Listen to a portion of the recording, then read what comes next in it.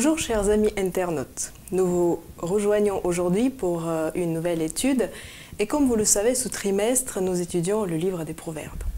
Alors le livre des Proverbes propose un éventail de thèmes différents parmi lesquels aujourd'hui nous avons sélectionné 3 sujets. Donc ça sera la recherche de la vérité, l'envie portée aux méchants et notre attitude devant l'appétit. Alors avant de commencer, je vous présente les 2 pasteurs qui sont avec moi aujourd'hui. C'est Eddy Carneva et Émile Lazare. Bonjour à tous les deux et bienvenue. Je suis contente d'être avec vous. Alors vous savez, c'est notre habitude au début de l'étude de confier ce moment au Seigneur. Et donc je vous propose de nous réunir dans une prière et faisons-nous avec Émile. Seigneur, nous voulons te remercier parce que tu nous donnes la possibilité d'ouvrir ta parole. Et aujourd'hui, nous te demandons la sagesse de comprendre cette parole et d'avoir pour nous et pour tous ceux qui nous écoutent les paroles justes. Au nom de Jésus. Amen. Amen. Alors, comme on a dit, donc, nous étudions le livre des Proverbes. Et ce livre fait partie de la littérature biblique de la sagesse. Et la quête de la vérité, qui est celle du sage, devient vitale.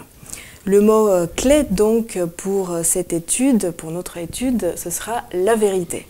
Et alors, cela me fait penser à la question célèbre de Pilate qui a dit « Qu'est-ce la vérité ?» Alors, pour commencer, pouvez-vous tous les deux donner une définition complémentaire et la plus synthétique possible de la vérité? Bon, c'est une réponse difficile parce que cette question, qu'est-ce que c'est la vérité? C'est une question que les philosophes se posent depuis très très longtemps sans arriver à donner une réponse complète. Si on part de la Bible, dans l'Ancien Testament, le mot pour la vérité, le mot utilisé dans la langue hébraïque, signifie intégrité, fidélité. Ça veut dire que la vérité, c'est une liaison très étroite entre les paroles et les actions. Donc tu ne peux pas dire la vérité si tu dis une chose et tu fais une autre chose. La vérité, c'est toujours la conjugaison entre une action et un mot.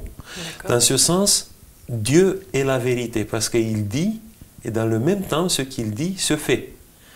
Donc la vérité absolue, si on peut dire ça, c'est Dieu. Nous avons toujours des problèmes entre ce qu'on dit et ce qu'on fait. Parfois, on arrive à avoir une liaison très étroite entre le mot et l'action, mais parfois, on soutient une chose, mais quand on passe aux actes, on voit que les choses ne sont pas exactement comme nous avons dit avant. Et le mot dans l'Ancien Testament pour la vérité, c'est aletheia qui signifie sans oubli. Ça veut dire quelque chose qui est dit totalement complet, sans qu'il y ait quelque chose qui a été oublié. Oui, la vérité, c'est une conformité. Il y a la recherche d'une authenticité. Tu disais tout à l'heure, Émile, que la vérité, c'est Dieu. D'ailleurs, une parole qui est conforme à une réalité, Jésus, l'apôtre Jean disait, la parole était Dieu, la parole s'est faite chair.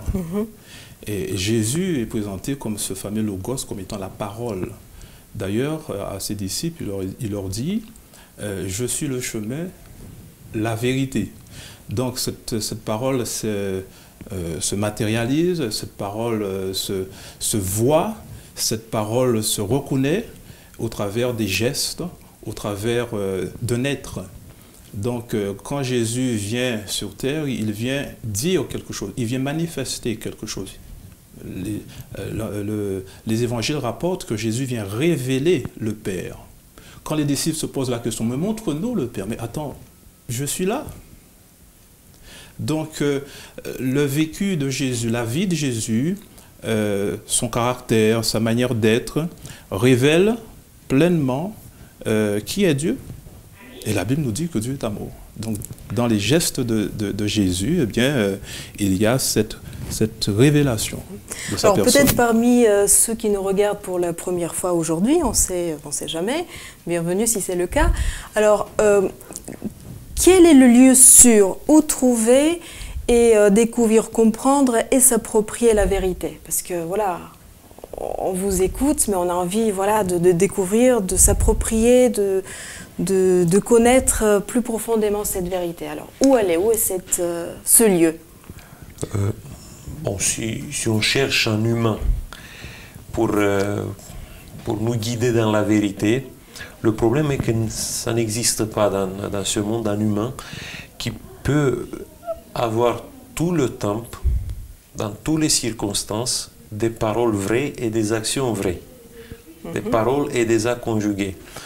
Il y a parfois des gens qui disent une chose et qui font une autre chose. Donc dans ce cas-là, je dois chercher la vérité du côté de Dieu. Et Dieu a une parole révélée qui témoigne de lui. Et cette parole révélée, c'est la Bible. Si on veut chercher la sagesse pour savoir qu'est-ce que nous devons faire dans un cas ou dans un autre, comment nous pouvons penser une situation ou une autre, il faut toujours se rapporter à la Bible. Très bien. Les philosophes auxquels tu faisais allusion, par exemple, je pense donc je suis. Voilà, le critère de la vérité. Dès lors que j'énonce une parole, je suis dans le vrai, à la rigueur. Aujourd'hui, il y a autant de personnes qui peuvent avoir de vérité. C'est très relatif, cette notion de vérité aujourd'hui. Chacun sa vérité. Je pense quelque chose, alors c'est ma vérité. Donc c'est vrai que il faut chercher cette vérité au-delà en dehors de soi-même.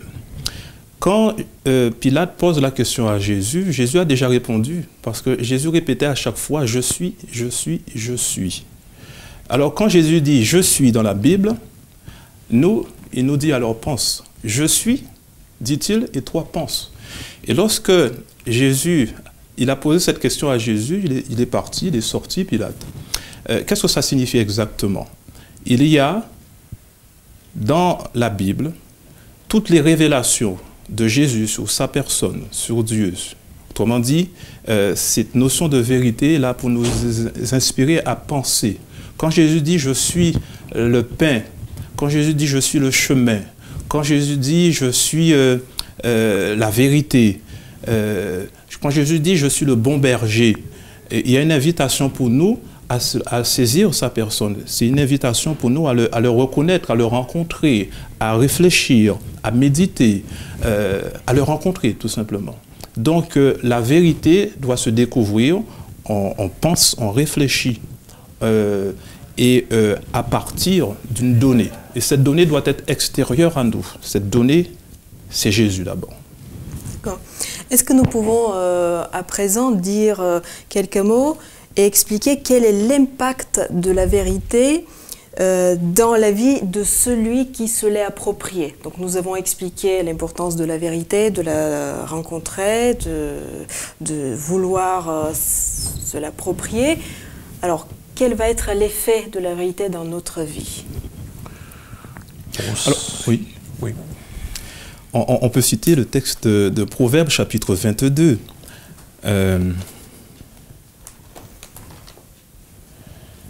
Verset 21. On peut lire à partir du verset 19 carrément, hein, lorsque le texte nous invite à considérer les paroles qui sont là afin que ta confiance repose sur l'Éternel. Donc la vérité inspire, elle invite à la foi, parce que la foi c'est la confiance en Dieu. La vérité, plus loin, nous invite, verset 21, à pouvoir répondre, à pouvoir transmettre ces paroles. Donc, elle nous engage à une responsabilité. Lorsque j'ai vu quelque chose et on me rapporte, on me demande de rapporter, il faut que je sois fidèle. Autrement dit, c'est une responsabilité. Elle m'invite à une responsabilité. Je dois transmettre. Donc, c'est un engagement. C'est ce que dit le verset 21. La vérité aussi doit me donner de la conviction. Hein? Quand j'entends cette parole, elle doit me donner suffisamment d'assurance pour m'approprier après cette parole, parce qu'elle m'a transformé. Et à ce moment-là, effectivement, j'ai entendu cette parole, j'ai réalisé cette parole, parce qu'après, cette parole transforme, et là, je vais la transmettre, cette parole. Bon, j'utilise une traduction, la traduction Parole de vie, qui dit dans une conclusion du passage de Proverbes chapitre 22, 17 à 21, dit « Pour celui qui t'envoie, tu seras un messager fidèle. » Celui qui s'approprie la vérité, il devient une personne intègre. C'est une personne vraie. C'est une personne qui n'est pas obligée d'avoir une masque, de jouer des rôles dans sa vie. Il est toujours le même dans ce qu'il fait. Il est fidèle à lui-même. C'est ça que la vérité fait dans nos vies. Ça nous donne un équilibre. Ça nous donne la possibilité de vivre en paix avec nous. Parce qu'une personne qui ne se trouve pas dans la vérité, qui ne trouve pas une voie vers la vérité, il aura toujours une tension en lui-même. Et cette tension lui crée des déséquilibres. Il y a des moments où il est une personne, il y a des moments où il y a un autre. Et bon, ce jeu un peu schizophrénique entre deux personnages différents, ça peut créer des déséquilibres émotionnels, à un moment donné, même un déséquilibre au niveau de la pensée, de voir la vie, de concevoir la vie. Tu ne trouves pas ta place. La vérité te donne cette stabilité. Tu trouves ta place. Tu es toujours le même. Du matin jusqu'au soir. Et le lendemain aussi, ça sera toujours comme ça. D'accord. Et ça, c'est pour ça que la vérité est vraiment très importante. Connaître Dieu, connaître sa parole révélée, ça te donne cet équilibre. La vérité nous oriente aussi dans un camp. Jésus disait, celui qui est de la vérité. Les apôtres parlent de se ranger du côté de la vérité. D'un côté, il y a la vérité, d'un côté, il y a l'erreur ou le mensonge. On peut non seulement s'approprier cette vérité, mais se solidariser avec pour ainsi dire, s'incarner. La vérité s'incarne, elle devient carrément une personne, et cette personne est vraie. Jésus disait, je suis, pas seulement dans le véritable, je suis le véritable. L'individu doit pouvoir s'incarner, le chrétien, celui qui est avec Jésus, eh bien, il s'identifie avec Jésus, il est du côté de la vérité, face au mensonge, face à l'erreur. Donc la vérité aussi nous invite à nous ranger, à nous cadrer. Alors, chers amis, nous espérons vous avoir proposé quelques pistes de réflexion qui vous permettront, à travers d'une recherche personnelle, de saisir la vérité révélée dans les pages bibliques. Alors maintenant, nous allons continuer notre étude du livre des Proverbes. Et pour cela, je vais lire le texte qui se trouve dans le chapitre 23, verset 17. Que ton cœur n'avive point les pécheurs, mais qu'il ait toujours la crainte de l'Éternel. Et je continue donc au début du chapitre 24. Ne porte pas envie aux hommes méchants et ne désire pas être avec eux, car leur cœur médite la ruine et leurs lèvres parlent d'iniquité. Alors, le livre de Proverbes nous met en garde contre la tentation d'envier les méchants.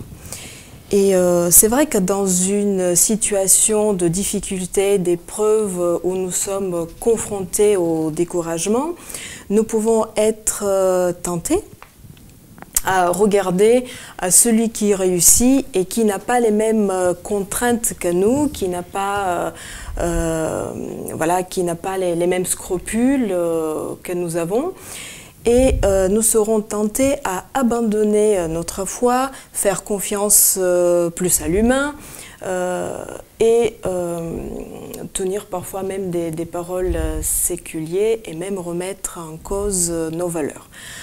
Alors, pour approfondir cette question, réfléchissons sur la question. Donc, examinons ensemble la prospérité du méchant. Alors, quelle est cette prospérité?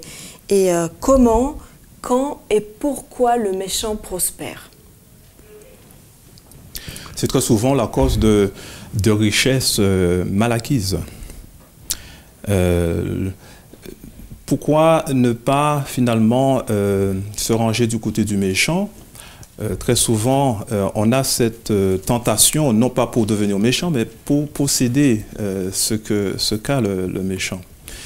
Donc, n'envie pas le méchant. Ce sont autant de... ça revient comme un leitmotiv dans le livre des Proverbes en particulier, le chapitre 23, le chapitre 24 que tu as cité. Donc, à plusieurs reprises, verset 11, 17, c'est répété. Parce que le lecteur biblique doit regarder beaucoup plus loin que l'obtention factuelle de richesses, tout simplement. Notre regard doit aller beaucoup plus loin, puisque la foi va sur un regard très loin. Il sait que le méchant a une destinée qui sera sa ruine. Tout à fait. Alors que celui qui a peut-être peu de choses et qui apprend à vivre dans le contentement, il n'est pas aussi prospère que le méchant, mais il se contente parfois du peu, mais du suffisant simplement, et ça le comble déjà, ça le comble. Donc, il n'a pas besoin d'envier les possessions, il n'a pas besoin d'aller dans la convoitise. Voilà. Parce qu'il sait que dans une perspective lointaine, il possédera non seulement les richesses de Dieu, mais il les possédera pour toujours.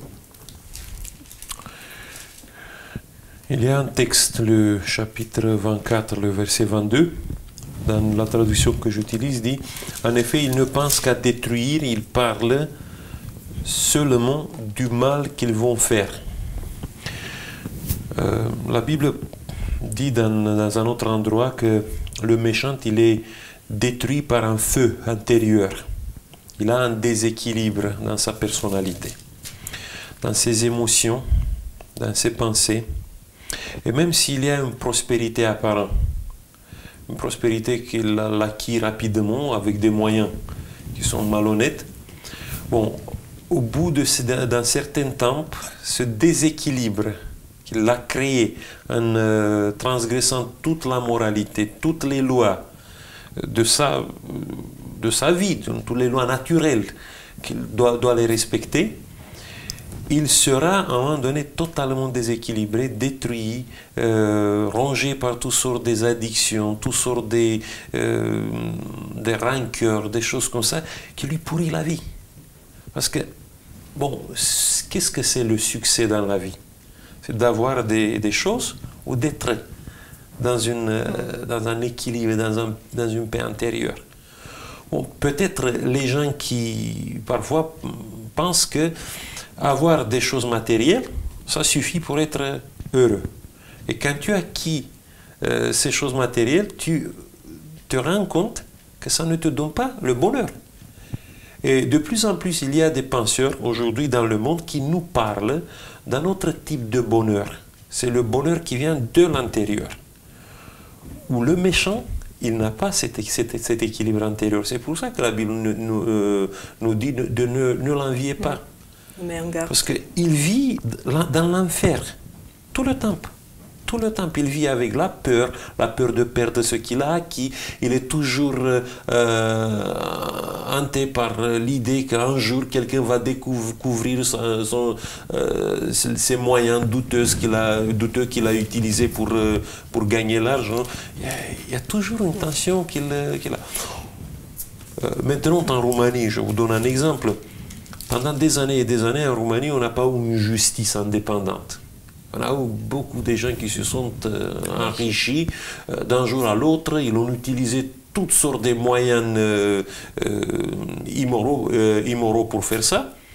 Et ça fait quelques années, bon, sous la pression de la communauté européenne, en Roumanie, ils ont réussi de mettre une justice indépendant maintenant. Il y a le parquet, un parquet indépendant. Ils ont commencé à fouiller dans tout ce qui s'est passé dans le passé. Et ils ont réussi de découvrir que tous ces gens-là qui se sont enrichis ont fait beaucoup de choses qui étaient illégales.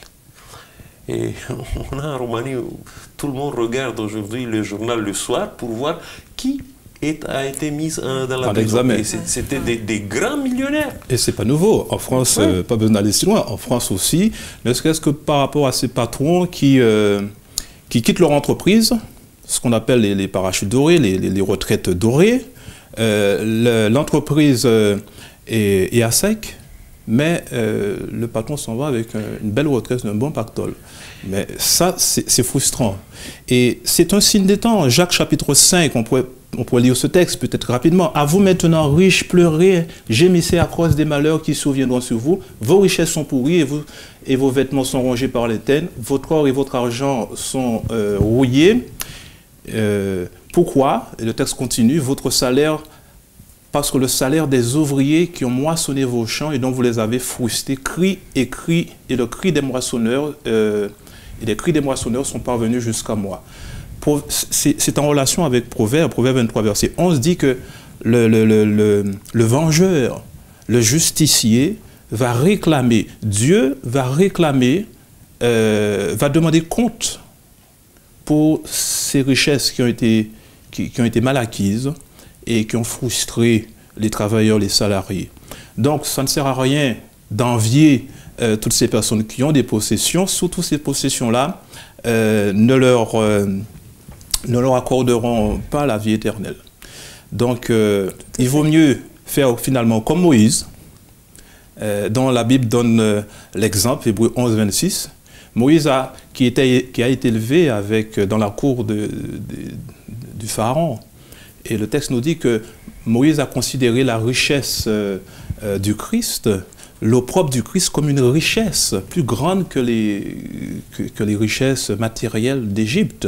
Donc il a préféré se ranger, quitte à vivre dans la simplicité, mais avec la richesse de la foi, de la connaissance de Jésus et la perspective de vivre heureux pour l'éternité avec Dieu. Par la foi, il a vu la richesse qu'il attendait. Alors, vos réflexions me font penser que dans la Bible, dans le psaume 73, le psaume d'Asaph, qui décrit cette situation, et donc Asaph lui-même, il dit « Car je portais envie aux insensés en voyant le bonheur des méchants ». Donc voilà, il fait un constat et il est envieux. Et donc on ne va pas lire tout le psaume, donc justement pour ceux qui souhaitent approfondir. Et donc il décrit que tout réussit aux méchants, tout va très bien, ils n'ont pas de contraintes, ils sont heureux. Et voilà, après il dit c'est donc en vain que j'ai purifié mon cœur. Donc il remet en cause tout le travail, la recherche de spiritualité, tout ce qu'il fait, et que j'ai lavé mes mains dans l'innocence. Chaque jour je suis frappé. Tous les matins, mon châtiment est là. Donc voilà, nous les croyants, on peut être malheureux, on peut avoir des épreuves. Mais donc il réfléchit, il continue dans sa réflexion. Et donc il arrive au verset 16, donc je vais lire. Quand j'ai réfléchi là-dessus pour m'éclairer, la difficulté fut grande à mes yeux, jusqu'à ce que j'ai pénétré dans les sanctuaires de Dieu et que j'ai pris garde au sort final des méchants. Et comme tu dis, Eddy, effectivement, quand nous réfléchissons au sort donc le jugement, même immédiatement, comme Émile nous a dit aussi, nous ne savons pas ce qu'ils vivent, nous ne savons pas s'ils ont la paix dans leur cœur. Et donc effectivement, prenons ce conseil de la Bible et n'envions pas les méchants. Parce que, voilà, de toute manière, la Bible nous convainc que c'est une fausse piste d'envier la prospérité des méchants, et elle nous met bien en garde contre cela. Et donc, en conclusion de cette partie, je vous propose le conseil de Paul à Timothée, qui lui dit, qui l'exhorte d'être profondément spirituel et de se contenter de ce que Dieu lui donne. Donc nous retrouvons cela dans 1 Timothée chapitre 6. Alors maintenant, abordons notre troisième sujet. C'est connu que nous sommes ce que nous consommons. Et le socle du mal, c'est la faiblesse, la complaisance devant la tentation, d'où toute une théologie de la tentation et de la maîtrise de soi dans la Bible. Alors, est-ce que nous pouvons donner rapidement, peut-être sans développer, quelques exemples? D'abord des exemples de résistance qui aboutissent à une victoire, des exemples bibliques, et ensuite des exemples de faiblesse qui débauchent sur un échec. Alors, est-ce que cela vous fait penser à des personnages bibliques? Il y en a, mais les voilà, premiers, ce sont les premiers hommes, la première femme, le premier homme, la première femme, voilà. À cause d'un appétit, à cause d'une convoitise, et finalement a connu la chute. Et notre monde subit aussi des conséquences de nos choix, et de ces choix-là aussi. À cause d'un fruit, voilà où nous en sommes. Notre appétit doit être discipliné. C'est ce qu'on appelle la tempérance. Cette tempérance est aussi sauvegarde de notre santé, de notre bonne santé. La gloutonnerie, ou tous les écarts qu'on peut faire concernant toutes sortes de friandises et qui affectent d'une manière générale, globalement, notre santé, eh bien, ne glorifie pas Dieu. Parce que la Bible nous invite à glorifier Dieu dans tout ce que nous faisons, que ce soit dans le boire, dans le manger, mais aussi tout ce qui peut présider à une meilleure santé, l'exercice, etc. Tout à fait. La plupart des exemples négatifs dans la Bible sont donnés en liaison avec l'alcool. Noé, par exemple, il est donné comme un exemple négatif après le déluge, quand à cause de la consommation du vin alcoolisé, il y a tout un problème, un scandale qui a eu lieu dans sa famille. Bon, on ne peut pas dire c'est son fils qui l'a vu comme ça, qui s'est moqué de lui, qui l'a vu nu, et après il y a toute une situation déplorable qui a eu dans la famille. Il y a le père maudit son enfant, il maudit aussi son petite enfant en disant des mots qui ont été terribles. La Bible dit qu'après ça, il y a toute une histoire de haine, des disputes qui s'est enclenchée. Et ça, c'est un cas, peut-être le plus malheureux cas, qui est donné en liaison avec la manque de maîtrise de soi concernant l'alcool. Il y a beaucoup d'autres choses. Samson, par exemple, c'est l'exemple de quelqu'un qui ne sait pas se maîtriser, ni son appétit, ni sa penchée pour les boissons alcoolisées. Même s'il a fait un vœu de n'utiliser jamais, pas seulement l'alcool, ni le fruit de la vigne. C'est ça. Oui. Alors citons aussi quelques exemples des personnes qui ont résisté. Donc il y a Jésus-Christ, bien évidemment, il est écrit, et donc il n'a pas voulu, après 40 jours de jeûne, il n'a pas voulu du pain. Alors nous pouvons penser aussi à Daniel, qui, devant la richesse de la table de l'empereur, forcément il était tenté, mais il a résisté. Donc Joseph, qui effectivement c'était d'une autre nature, mais effectivement il a exercé la maîtrise de soi. Alors parlons de l'alcool justement. Alors pourquoi sommes-nous adventistes si fermes pour l'utilisation de l'alcool?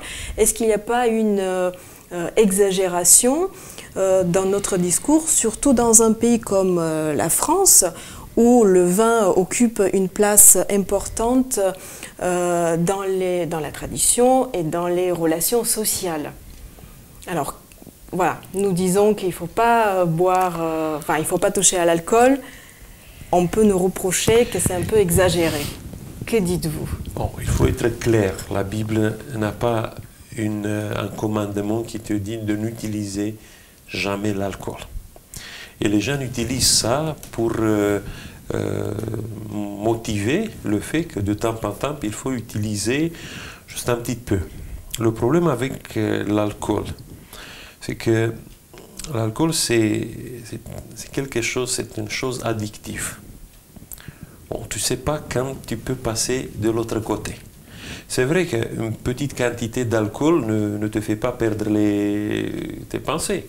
Tu peux rester sobre comme ça, même si les médecins disent qu'il y a des choses qui sont affectées comme ça, mais quand même, tu ne deviens pas une bête quand tu bois un peu de l'alcool. Mais ça peut créer, dans le temps, une addiction. Parce que toujours, toutes les addictions se créent avec des petites quantités comme ça. Si je prends comme un exemple le café. Pour la première fois, il suffit d'utiliser juste un petit peu. Mais si vous voyez, au bout d'une année ou de 2 années ou de 3 années, les gens qui ont bu juste une petite café le matin, ils boivent le matin, ils boivent à midi, ils boivent le soir. Et ils ne boivent pas une petite café comme ça, ils boivent 2-3 cafés chaque fois. Et ça, c'est créé dans le temps. Ça peut se faire aussi avec l'alcool. Bon, l'adventisme, il a fait un choix à un moment donné. Ce n'était pas un choix qui se base sur un commandement qui interdit l'alcool dans la Bible. Mais on a fait un choix dans notre manière de vivre, parce qu'on est parti d'un texte qui dit que notre corps, c'est le temple du Saint-Esprit. Et il faut tenir ce corps, ce temple du Saint-Esprit, très très loin de toutes les choses qui peuvent créer une addiction. Alors, s'il n'y a pas un commandement clair, il y a plusieurs textes qui incitent à regarder l'alcool comme un danger. Prenons l'exemple de Proverbes, le livre des Proverbes, chapitre 23, qui considère qui fait la comparaison de l'alcool avec un serpent. Au verset chapitre 23 et verset 32, 31. Ne regarde pas le vin qui paraît de beau rouge, qui fait de perles dans la coupe et qui coule aisément. Il finit par mordre comme un serpent et par piquer comme un basilic. Tes yeux, avec toutes les conséquences que ça apporte, on ne va pas lire le texte, mais vous pouvez lire la suite, verset 33, verset 34 et le verset 35, qui exprime justement cette idée d'addiction dont tu parles. Celui qui est un alcoolique invétéré, eh bien, il a commencé forcément par un verre. Et le danger qu'il a. Donc, dès lors que le danger est énoncé, personne ne veut jouer avec un serpent venimeux. Donc, pour éviter de se faire mordre, qu'est-ce qui se passe? On évite. Le serpent fait un chemin et nous, on fait un autre. Donc, c'est le principe de l'addiction, de l'abstinence, qui est un principe néanmoins biblique. Alors, on peut même aller un petit peu plus loin, parce que ce même chapitre va l'exprimer d'une autre manière, comme pas sur un commandement, mais sur une incitation forte. Au verset 20, il est dit « Ne sois pas parmi les buveurs de vin ». Alors, c'est vrai que le vin, l'expression vin, dans la Bible, peut signifier plusieurs expressions. Moi, j'insiste sur l'idée qu'en France, où nous sommes un pays du vin. Je dirais même, nous sommes un pays de la vigne. Nous sommes un pays du jus de raisin. Moi, je bois beaucoup de jus de raisin. Et moi, j'incite aussi à boire beaucoup de jus de raisin. Le jus de raisin a les mêmes vertus que le vin. Alors, même s'il y a des médecins qui encouragent au boire du vin, autant boire le jus de raisin qui n'a pas les inconvénients du vin. Le jus de raisin a les avantages du vin, mais n'a pas les inconvénients. Il y a dans l'Ancien Testament une catégorie de personnes qui se dédiaient totalement à Dieu, qui se consacraient totalement à Dieu, qu'on les appelait les Naziréens. Les Naziréens n'utilisaient jamais ni de l'alcool, et pour n'être pas tentés d'utiliser un jour le vin alcoolisé, ils n'utilisaient ni le jus du raisin, et ils ne mangeaient pas ni les grappes d'un raisin. C'est pour se tenir tout à l'écart de la tentation qu'un jour ils peuvent boire du vin. Donc c'était des gens qui disaient, voilà, je me consacre totalement à mon Dieu. Nous, les adventistes, nous considérons que nous avons une mission spéciale que Dieu nous a confiée. Et nous devons consacrer notre vie d'une manière totale à Dieu. Et quand on fait ce vœu de consécration totale, il faut tenir compte de ça. Alors, ce que tu dis, c'est très intéressant parce que ça me fait rebondir sur une chose. Et dans la vision de l'adventisme, qui se reconnaît comme celui qui souhaite présenter les lois de Dieu, que ce soit les lois morales de Dieu, mais aussi les lois de santé, qui garantissent en tout cas que le corps, l'Esprit Saint, réside dans un corps saint. Le Proverbe chapitre 31 dit ceci, c'est une mère qui s'adresse à son fils, et lequel est un prince, lequel est quelqu'un qui a une position à tenir, il lui dit, mais ne livre pas ta vigueur aux femmes, ne bois pas, ce n'est pas au roi Lemuel, ce n'est pas point au roi de boire du vin, ni au prince de rechercher des liqueurs fortes, de peur qu'en buvant, il n'oublie la loi. Le souci, justement, du chrétien engagé avec Jésus, c'est d'être toujours en alerte, d'être toujours disposé à entendre, et à obéir et à suivre et à être un exemple pour son semblable. Donc, il ne faut qu'à aucun moment, il ne puisse être dans un état second qui l'empêcherait d'être sensible à l'Esprit de Dieu.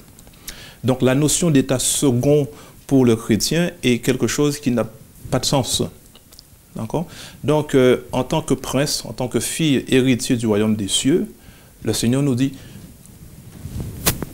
c'est peut-être pour les autres, mais pas pour toi. Voilà. Je vous remercie pour ces réflexions. Alors, chers amis internautes, nous vous saluons et nous vous donnons rendez-vous la semaine prochaine pour un autre sujet et nous continuons toujours notre étude dans les livres de Proverbes. Voilà, à très bientôt.